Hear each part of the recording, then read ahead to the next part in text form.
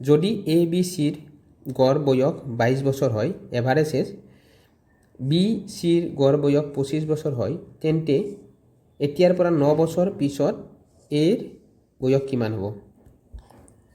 তো এই এভাৰেজ আপোনাৰ এজৰটো বহুত ফেভৰেট টপিক হয় আপোনালোকৰ SSC GD হওক বা যিকোনো এজ ৰিলেটেড কুৱেশ্যন আপুনি এভৰি এক্সামত দেখিব, ঠিক আছে। তো আমি ষ্টেপ বাই ষ্টেপ চাওঁ হওক। তো আমাক প্ৰথম দিছে এভাৰেজ এজ এ আৰু বিৰ কিমান দিছে? এ বি চি 22 ইয়াৰ্ছ দিছে, হয়নে নাই? 22 ইয়াৰ্ছ দিছে। গতিকে ইয়াতে এ বি চি কিমান হ'ল? 22 × 3 কিমান হ'ল? তেওঁলোকৰ টোটেল এজ কিমান হ'ব? 66 ইয়াৰ্ছ। 66 ইয়াৰ্ছ হ'ল, হয়নে নাই? টোটেল এজ তিনিটা পাৰ্চনৰ। আৰু বি আৰু চিৰ কিমান হয়? 25 বছৰ হ'ল। বি আৰু বি চিৰ average age 25 years, 25 years. 25 years, right? আৰু বি আৰু চি দুটা পাৰ্চন, চ' 25 × 2 50 ইয়াৰ্ছ।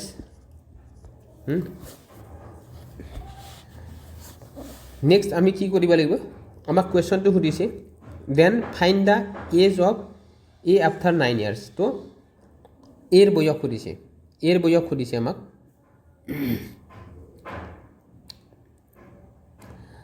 তো আমি কি কৰিব লাগিব? এৰ বয়স সুধিলে আমাক এ বি চিৰ বয়স আমি কিমান পালোঁ? এ বি চি কিমান পালোঁ? 66 ইয়াৰ্ছ, হয়নে নাই?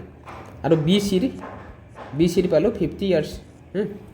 তো এৰ কিমান হ'ব? ইয়াক মাইনাছ কৰিলে আমি এৰ বয়সটো ওলাই যাব। এৰ বয়স 16 ইয়াৰ্ছ, হয়নে নাই?